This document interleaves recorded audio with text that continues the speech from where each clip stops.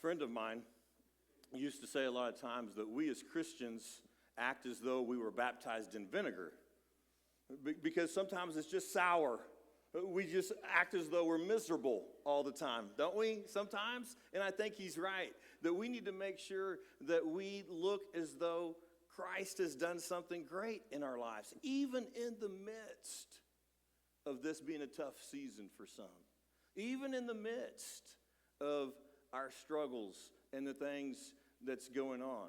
People need to see in us, regardless of what we're dealing with, a joy that doesn't get quenched. A joy that's there regardless of what stresses and hardships that come our way. Christmas time. This is an awesome opportunity for us to show others the joy that we have inside us. We see it in that Christmas story in Luke chapter 2 when the angel says, I bring you good news, telling the shepherds. I bring you good news that will cause great joy for all people. And this is great news, no matter what it is that we're going through. As Christians, we endure life a lot of times. And a lot of times, we endure it instead of enjoying it, right? And when we look at these Psalms, as we've been doing over the last few weeks, and looking at Advent this way, a little differently than typically, by going through the Psalms. In Psalm 126 today, it is a song. It is a song that they sang because of God getting them out of being captive, and they're no longer in exile, and they're coming back to Israel, and they sang this song of gratitude about God's restoration in their life. Psalm 126 is where we're at today. We're going to look at these first three verses.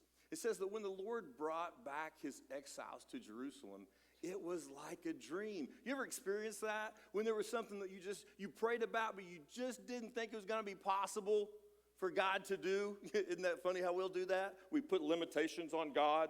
God, we think you can do this, but you surely can't do this. And then when he does, it brings us this feeling like it was a dream. And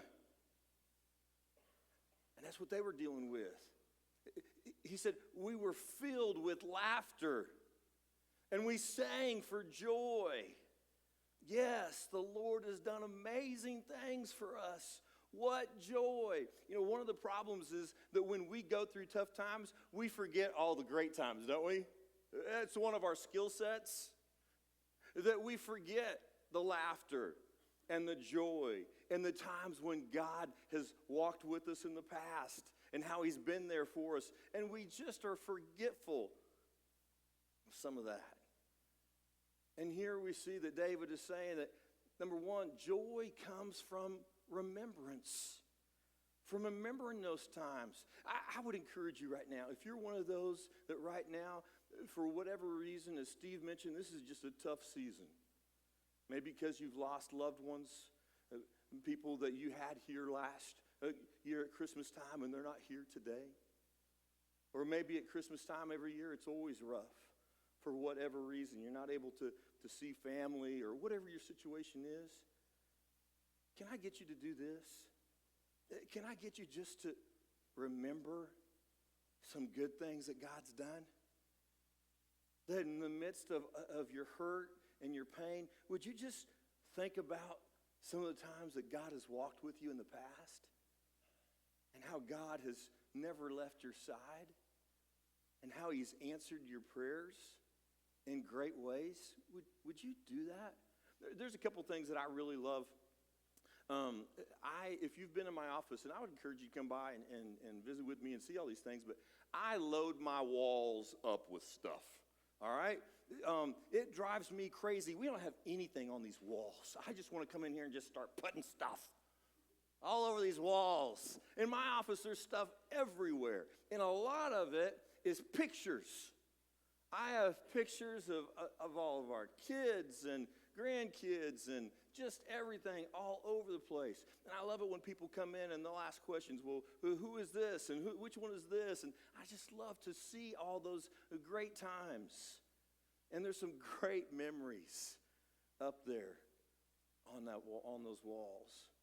The other thing that I really love that causes me to think is if you have Facebook, I love every single day I look at my Facebook memories. Love it. I love it because I love to see what happened on this day in the past. So yesterday, Branson, was it yesterday or the day before? Yesterday. Yeah, so I said to Branson, I know that today is your sixth spiritual birthday. You're 6 years old today. You know how I know that? We had pictures. I had pictures on my Facebook page from 6 years ago when Terry Stark baptized him into Jesus right there. And so I could see that memory and go, man, I remember that day. It was awesome. It was fantastic. And I just love that, to be able to look at our memories and go, man, I love how God's done this. And God's done this. And it's surprising to me how many times, sometimes I'll see some of that stuff and it'll speak to me. Maybe I'm in a spot and I posted something 7 or 8 years ago that now I need to read today, and God has all that worked out. And I love being able to look back, remember those things, and have joy from the things that have happened in the past. In John 15, Jesus is talking to the disciples. He's a few hours away from going to the cross when he said these words. I have told you this. Now, what's the this? The this is, I'm going to a cross. I'm getting ready to die for you all. And he says, I've told you all that so that my joy may be in you and that your joy may be complete. Are you kidding me, Jesus? You're telling us about your death so that we may have joy? Yeah. Maybe they didn't really understand it, and they didn't. Not till Sunday. But we do, don't we? That when he said this, he's saying, listen, what I'm getting ready to do is going to bring you joy. Joy knowing that you now have an opportunity to be whole and complete and forgiven and eternal. And he could say that in the midst of getting just a few hours away from going to that cross. Do you remember this date, November 9th, 1989? Do you remember that? Some of you weren't born yet. I was in college at the time. I remember it well. This was the day that the Berlin Wall came down. And that the East Germans, who were not able to go outside that wall for the last 28 years because of communism, it's now being broke down. And if you remember, some of you, that if you do remember that, those pictures and video of that day, and it was awesome watching them. The clapping and the shouting and the singing and the dancing and the laughter. And why? Because they're not captive. They now have freedom. And when we remember dates, maybe it's your baptismal date, like Branson, to remember a date where you just say, man, this is when Jesus released me from spiritual bondage. The shepherds, that day of Jesus was born, what did they do that night? You know what it says that they did after they saw the baby? They celebrated. Can you imagine what that was like? That for the rest of their life, they will remember that night forever. And the joy it brought them, that here, as we've said before, the lowest class of citizens are the ones that God invited to come see the baby. And forever, I mean, this is not going to be a memory that they'll ever let go of. That for years and years down the road, they will remember the day that they held God in their arms. What a powerful memory that must have been. In Psalm 77, it says that, Lord, I will remember the things you have done, your miracles of long ago. Man, what a great verse for you to memorize. What a great verse for you to have that you say when you wake up in the morning. What a great verse to have when, because it's memorized, you don't have to try and find it in your Bible. It's already here. And when you're going through something difficult and you're going through a tough time, maybe it is the holiday season or whatever it might be, that you just say, Lord, I'm going to remember those things that you've done. I'm going to remember how you do miracles. I'm going to keep those things in my mind. In Luke chapter 2, that tells the story about Jesus' birth, it says, but Mary treasured up all these things and pondered them in her heart. Yeah, I imagine so. Don't you think? That she's never lets go of this memory either, do you think? And moms, you don't forget that day that your child was born or your children were born. You're going to remember that day. And you're going to remember that day when the one that is born is the Son of God. And here are shepherds, and a couple years later, here are wise men, and here's this experience. Man, it's going to be something that you treasure. And in those tough times, you can go back to that and think about how God was with you in this amazing time.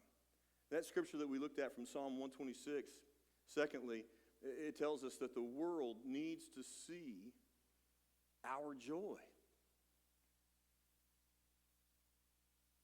Have you ever been around, maybe in your job or your family, or just going down to the local wherever store or whatever it might be, and you're around non-Christians, and you know, here we don't experience that, but in whatever place that you're at and you experience that, and you hear all this stuff, right? Like complaints and negative stuff, and people that are just absolutely miserable. And you'll hear that in other places. Here's the thing. That stuff shouldn't happen here. This ought to be a safe place. When Steve talked about what it is that we're trying to create, we're trying to make sure that we create for both services, for every single person that is a part of the ACC family, and for every single person that comes in these doors as visitors, for them to see a safe place where there's not the negative, and there's not miserable, and there's not any of that. That's what we want. The truth of the matter is, Steve and I were visiting about this, I think it was Friday, and we were talking, some of you may want to consider going to the 11 o'clock service. You know why? That will be the service where all the visitors come.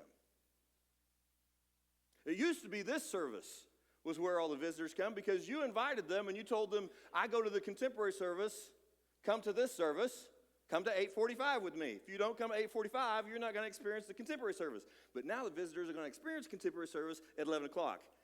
That's where they're going to be coming. All right? That's great. That's awesome. If they can't make it at 8:45, they can come at 11. We don't want it to be negative and complaints, and we want it to be a safe place. You know, if you're a Christian, but others see you or myself as just miserable, and you know those people, right? You see them. We have them in the church, unfortunately, and you don't want to be around them. They're not fun to be around. Matter of fact, if you see them coming down the aisle at the grocery store, you might just duck and go another direction, because they're just not fun to be around. They're miserable. And if you are a Christian and others see you as nothing but miserable, you're doing it wrong. That's not how it should be. People ought to want to be around you. I love this story about this little boy that went to school, came home, told his mom, said, Mom, there was a new girl in our class today, and she's a little Korean girl. And the mom said, oh, that's really neat. Does she speak English? And the little boy said, no, she doesn't speak any English.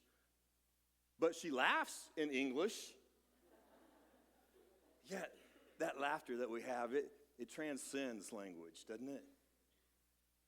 It transcends everything. We can laugh together if we're different ages and different colors. We can do that. That's the joy that people ought to be able to see in us, even in our difficult moments. And never estimate this. Never underestimate the contagious power that there is in a joyful life.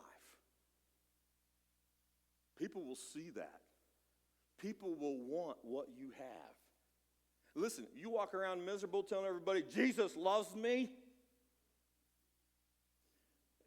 They ain't going to want none of that. But when they know the tough times that you're going with, and that person that works with you, lives next door to you, related to you, that they see the joy that you have in the midst of your problems, when they go through problems, you're going to be the first person they find. Because they're going to want what you have. I love this story about this 97-year-old man. This old guy went to the doctor because he wasn't feeling real good. And so he goes to the doctor, visits with him, and a few weeks later, he's at the city park. And the doctor is there too. And the doctor sees this 97-year-old man there at the city park, and he sees him with this really young, attractive lady. And when he gets the opportunity, he goes up to the gentleman and he said, wow, you seem to be doing really good. You're walking great, you're smiling, and you're doing fantastic. And the older gentleman said, well, I want to thank you. It's due to the orders that you gave me, and I'm following them. And the doctor said, I didn't give you any orders. What are you talking about? The man said, you said to me, get a hot mama and stay cheerful. And the doctor said, that's not what I said. I said, you've got a heart murmur. Be careful. But it's amazing, isn't it? Well, just a little bit of laughter, a little bit of positive can do for us. Never underestimate that. Never underestimate the contagious power of being joyful that others can see in our lives. In 1 Thessalonians, I love this verse that Paul writes about this church. Man, can you imagine being in the church at Thessalonica and hearing these words from the Apostle Paul? He says to them, you all there in Thessalonica, you are our glory and our joy. Wow. What a neat thing to have an apostle write to you. Say, listen, you all, you are my joy. As Steve mentioned, man, if you don't get here, if you come in right on time or a little bit late, you miss, man, you just come in early just to watch the baptismal pictures. We had a baptism this week, and so you had pictures up there you hadn't seen in weeks before. So if you came in late, you missed it. There'll be baptisms this week, so they'll be on next Sunday. You'll want to come and see those pictures of people that have been baptized. And to see that here are people that were destined because of their sin to go to hell, and now, miraculously, because of the grace of God, they're going to heaven. Man, what a joy that is. What a joy to watch that. What a joy to be a part of that. Man, that's what you are. You have the opportunity to be for others a joy. So number 3, joy brings another perspective. We see things in we're tempted anyway, to see things in such a negative perspective. And joy gives us an opportunity to see it a little bit different way. So last Saturday and Sunday, so a week ago today, we burned leaves in our fire pit, and maybe you're like us. We're burning more leaves than we know what to do with, and not just our leaves, because the people that live around us live in Wichita, and they're never here.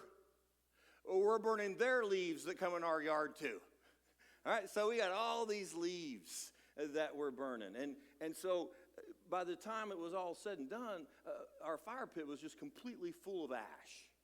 It was just all it was. And so I thought on Thursday that I had a great idea. And I didn't even go get my work gloves. I didn't put any boots on, just in my regular tennis shoes and what I was wearing. I just thought I would go empty that fire pit out. And so and it took me several wheelbarrows full of taking that ash out and just going and dumping it. And so after I had dumped it, and a little while later, a couple hours probably, I thought, I want to go back and make sure that there's no live coals in there and everything's okay. And just to make sure, because I really don't want to be woke up in the middle of the night, with fire trucks coming to my house again, telling me that there's a fire. And so I thought, you ever just do something stupid? You ever done that? So I just thought, why use a rake or a stick? I'll just, with my foot, just kind of brush these ashes, and I'll just see if there's any live coals. Well, when I did, and I went like this, sparks went everywhere. And I thought, oh, so we do have live coals. Well, about that time, I realized that one of those that went everywhere went underneath my sock. And so under my sock and under my shoe, and so I'm on fire, and I don't have any gloves on, so my hands are on fire, trying to get all that out. Glad that it's all happening in the back of our yard, so nobody saw me out front. And I'm looking like an idiot trying to get this coal out. I've got a huge, big old blister on my foot now, and just didn't feel really good. But here's the crazy thing that you're just not going to believe when I tell you. As soon as all that is done, and I got it out, and I'm sitting there laughing. I'm laughing thinking, first of all, you are so stupid. And secondly, I'm glad that it's not any worse than that. I'm glad just because there was spark in there, and I waited a couple hours, that whole thing could have been up and lit up, and thankfully that didn't happen. But the only thing that happened was I got a little bit of a blister. Well, that's fantastic. And so I said, God, thank you that it wasn't any worse than this. Here's what, in the office, we talk about this all the time, that I just get so upset with God about, is that so many times, whatever we are talking about in our scripture for the Sunday is what we will deal with during the week. Happens all the time. And maybe you notice in your life too. So I'm thinking, yeah, God gave me the opportunity to see, are you going to do the things you're going to tell all those people? That in the middle of having coals in your shoe, can you still have joy and laugh at yourself? God will give us a different perspective sometimes. In Hebrews chapter 12, you probably know this. In Hebrews chapter 12, verse 2, it tells us that Jesus had joy while on the cross. Now, if you just see that verse and you're reading it for the first time, you might think to yourself, that doesn't really make a whole lot of sense. Number one, the cross is a very lonely place. You don't do that with anyone else. It's a by yourself thing. Number two, it's torture. It's pain beyond belief. And we're not even gotten into yet the spiritual torture aspect of it. But here's why he had joy. So the night before, if you go to John chapter 17, the whole chapter is about Jesus' prayer. The prayer that he prayed with his disciples before he's going to go to the cross. A few hours before he's going to the cross, he prayed this prayer. And as you know, in this prayer, he said to his Father, I really don't want to do this cross thing. I'm not too excited about it. And so, God, if you could just take that away so that I don't have to do it, that would be fantastic. But as you and I know, God didn't take it away. So here's how he was able to have joy. When Jesus or you and I pray for something and God doesn't answer it the way we would like for him to, then we can have joy because of this. Something better is coming. Yeah, he's got to go through the cross, but going through the cross is why you have salvation, is why you're forgiven, is why you are seen by God as holy and pure, and you get to spend eternity with him. He doesn't want to go through the cross, but he had so much joy because God had something bigger in plan for you and for him and for me. When God doesn't answer your prayers, you ought to have joy That's not what the church world does. When God doesn't answer my prayers, I'm just going to sulk and complain and be negative and upset when things don't go my way.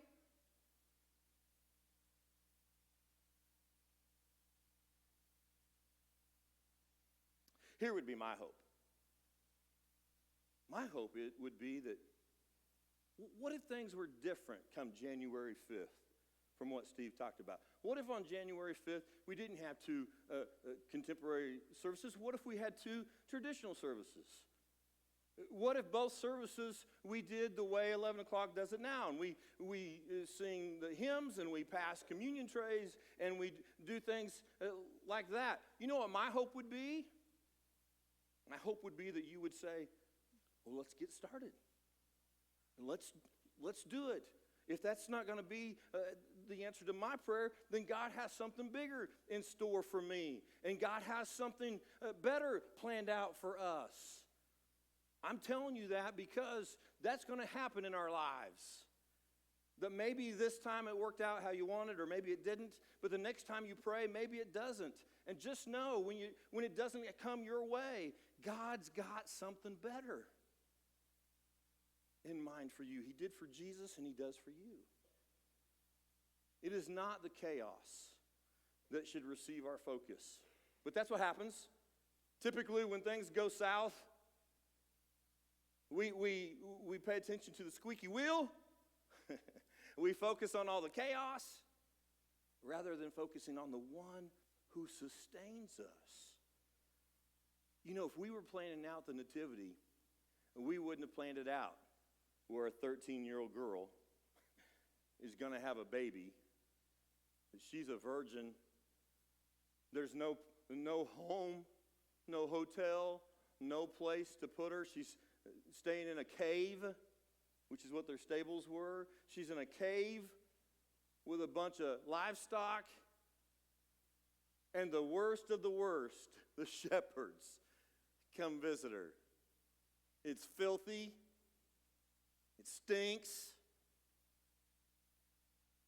And the Son of God is going to be born in the midst of all that?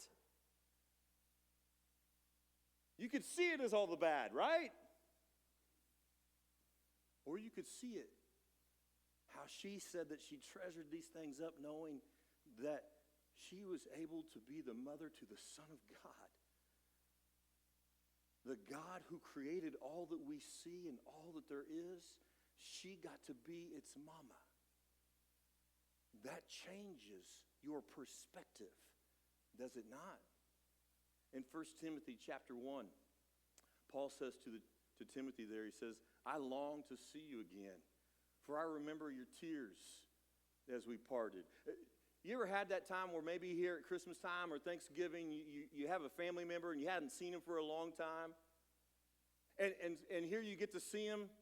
And when you see him, you love being with them because you haven't seen them forever. And then they're going to leave. And when they leave after you've got to see them for a couple of days, maybe you just break down and cry because you know it's going to be a while before you see them again. And so you tear up. And that's what Paul's saying. Man, Timothy, I remember how we cried when we last saw each other. But guess what? I am going to be filled with joy when we're together again. Man, that joy helps us change perspectives. We could sit there and cry about all the things that we don't have and the people that we don't get to see and the people that won't be here for Christmas. And we can cry over all those things. Or we can have joy knowing that maybe we'll get to see him again, or the memories that we have, or whatever that can help change our perspective.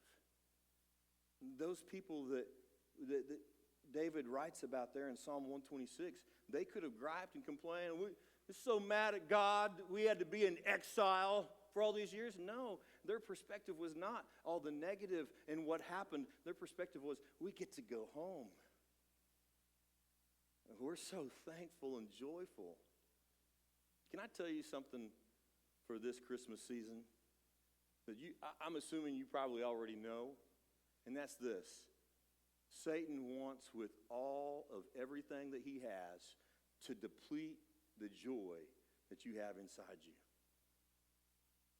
The joy that you have in Christ, he wants to do everything he can to deplete it. But here's the thing. It's not up to him.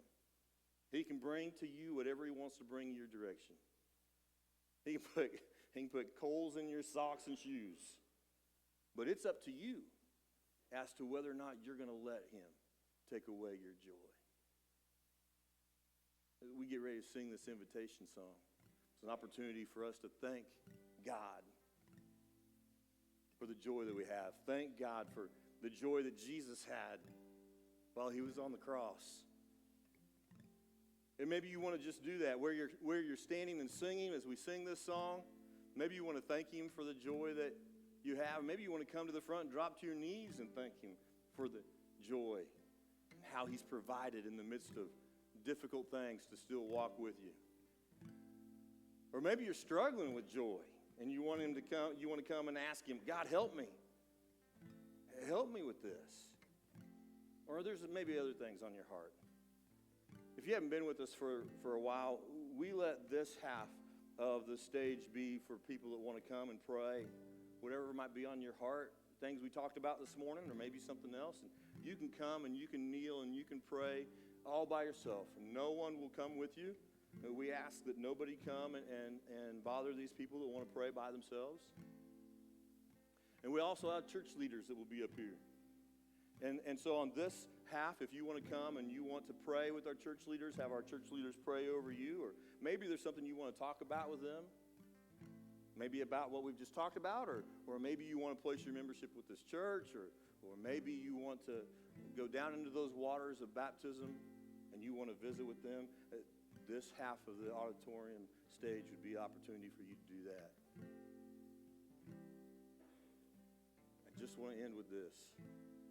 Do whatever you got to do this morning so that Satan doesn't win and doesn't deplete the joy that God intends for us as Christians to have. If you've got a decision to make, you make it while we stand and sing. Stand with me if you would.